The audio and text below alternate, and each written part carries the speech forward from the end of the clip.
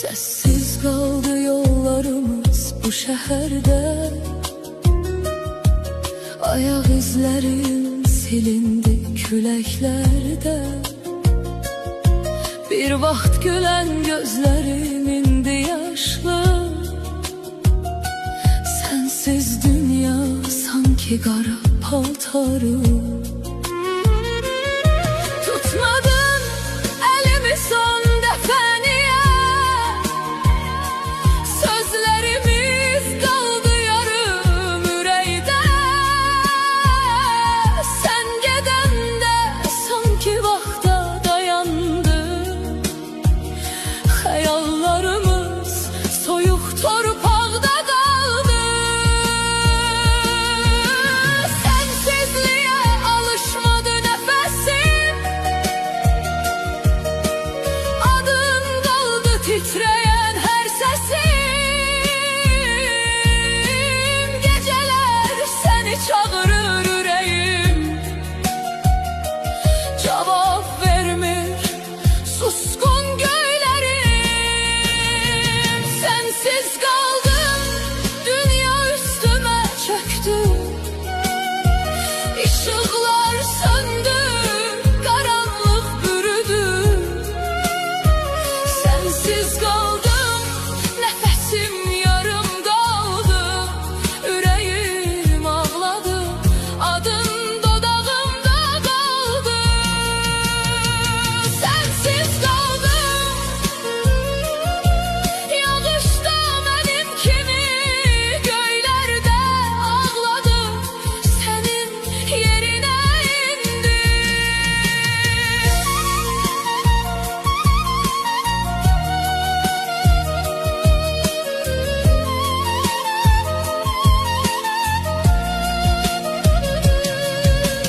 Hatireler donup kaldı bu evde.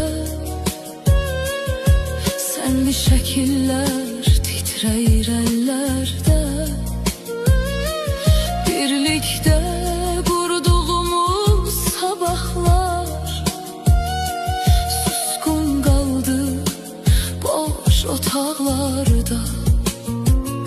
Gece düşende senin adını deyirəm, cevap gelmir, sessizlik eşidirəm. Yüreğim sanki yarım döyünür. Sensiz hayat beni yavaş öldürür. Sensiz kaldım, dünya üstüme çöktü. Işıklar söndü, karanlık bürüdü. Sensiz kaldım, hayallarım yarım kaldı. Sen gedenden beri yüreğim ağladı. Sensiz kaldım, seninle gitti baharım. Payız oldu bütün yollarım. Gel bir defa yuxuma qonaq ol, ellerimi tut yine yanımda. Bu ayrılık ağır geldi canıma. Sensiz yaşamak yazıldı